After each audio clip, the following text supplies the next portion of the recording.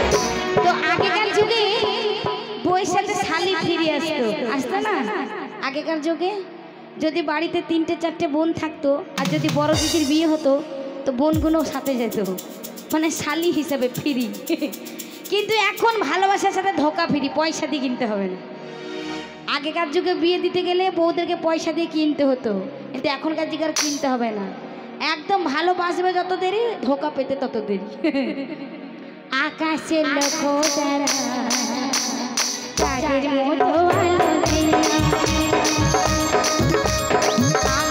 আমার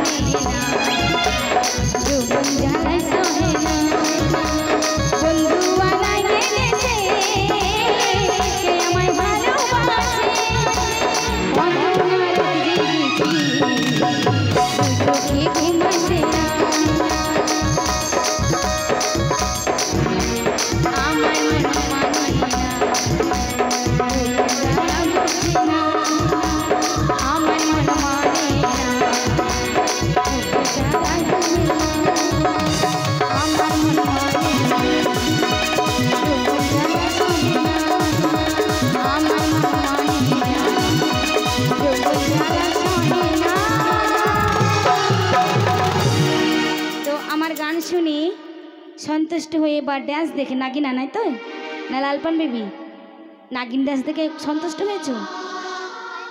ও কালকে এক পায়ে ড্যান্স দেখে, তো কালকে কিছু দিতে পারেনি, তাই কালকের এক পায়ে ড্যান্স দেখে ও আমাকে একটা ছোট্ট উপহার করেছে।